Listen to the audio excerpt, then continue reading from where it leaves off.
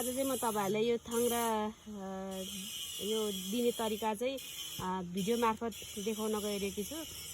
सुरुमा डोरी हामीले टनेल अनुसार आफ्नो टनेलको हाइट अनुसार चाहिँ डोरी साइज लिने अनि त्यसपछि चाहिँ यसरी यो चार आकार भन्छ कि फो आकार भन्छ, म चाहिँ अब गर्ने चाहिँ चार जस्तै हो तर फो आकार भन्ने हुँदो रहेछ मेरो भाषामा चाहिँ।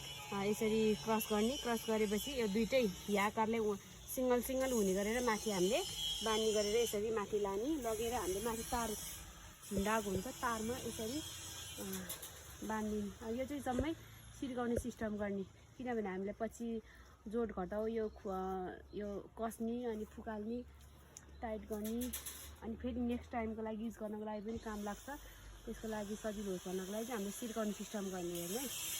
अब यति भएपछि हाम्रो गोलभेडाको थाङ्ग्रा रेडी भयो। अनि यो पछि चाहिँ हामीले यसरी दिइसकेपछि चाहिँ हामीले यसरी पछि यो बढ्दै गएपछि चाहिँ हामीले यसरी बेर्दिने, यसरी बेर्दिने। यो पनि फेरि उल्टो सुल्टो हुँदैन, आफ्नो साइडमै यसरी बेर्दिनु पर्ने हुन्छ। अनि बेर्दा पनि हल्का पाराले बेर्ने किनभने यो गोलभेडा चाहिँ एकदमै सेन्सिटिभ हुन्छ। त्यही भएर धेरै टाइट पनि नगर्ने, धेरै कसिलो नबनाउने सानोमा। पछि चाहिँ हामीले अरू टाइट गर्न सक्छौँ। अलि धेरै ठुलो भइसकेपछि गोलभेडा अहिले बिरुवामा चाहिँ हल्का पाराले चाहिँ हामीले यसरी बेर्दिने या अडाइदिने मात्र अहिले चाहिँ।